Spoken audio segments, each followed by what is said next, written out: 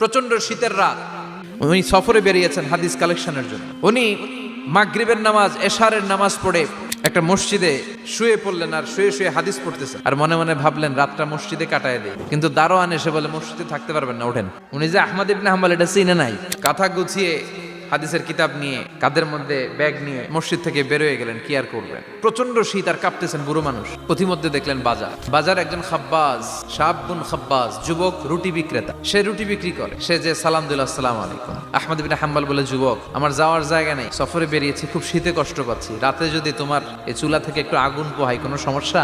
যুবক বলে, না না সমস্যা না, আহলান ওয়া সাহলান, বসে আমদের আসেন আসেন, আপনি আগুন পোহাইলে আমার সমস্যা কি? আল্লাহ শুকরিয়া করে উনি বসলেন আর আগুন পোহাচ্ছেন। আর খেয়াল করলেন যুবক রুটি বানায় আর পরে আস্তাগফিরুল্লাহ, রুটির দলা বানায় পরে আস্তাগফিরুল্লাহ, খামির বানায় আর পরে আস্তাগফিরুল্লাহ, খালি এইটাই পড়তেছে। ইমাম আহমদ ইবনে হাম্বল তো অবাক, কিরে এটা আবার কেমন যুবক, খালি আস্তাগফিরুল্লাহ। উনি প্রশ্ন করলেন, যুবক ঘটনা কি? আসার পর থেকেই তোমার দেখতেছি তুমি রুটি বানাও, রুটি বিক্রি করো আর পড়ো আস্তাগফিরুল্লাহ। যুবক বলে, আস্তাগফিরুল্লাহ আমার সবচেয়ে বেশি পছন্দের আমল, আমি সব সময় আঠার মতো ইস্তেগফারের সাথে লেগে থাকি আর সব সময় পড়তে থাকি আস্তাগফিরুল্লাহ, আর এর বদৌলতে আল্লাহ আমারে মুস্তাজাবুদ দাওয়া বানিয়ে দিয়েছে। আহমদ ইবনে হাম্বল তো অবাক, তুমি মুস্তাজাবুদ দাওয়া, রুটিওয়ালা?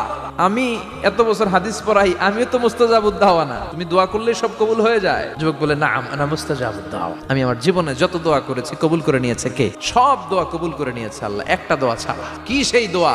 যুবক এবার বলতে শুরু করলো, আমার জীবনে যে দোয়াটা আল্লাহ কবুল করে নাই সেটা হচ্ছে আমি আল্লাহর কাছে অনেক চেয়েছি, অনেক দোয়া করেছি যে আল্লাহ, শুনেছি এই জামানার সবচেয়ে বড় মুহাদ্দিস, তার নাম নাকি ইমাম আহমদ ইবনে হাম্বল। আল্লাহ তোমার কাছে আমার চাওয়া, আমি যেন এই ইমাম আহমদ ইবনে হাম্বলরে দেখে মরতে পারি। আহমদ ইবনে হাম্বল আবেগপ্রবণ হয়ে গেলেন, চোখের পানি ছেড়ে দিলেন, বললেন, যুবক তোমার এই দোয়াটাও কবুল হয়ে গিয়েছে। আহমদ ইবনে হাম্বল তোমার দরবারে ছুটে এসেছে। যুবক চোখের পানি ছেড়ে দেয়।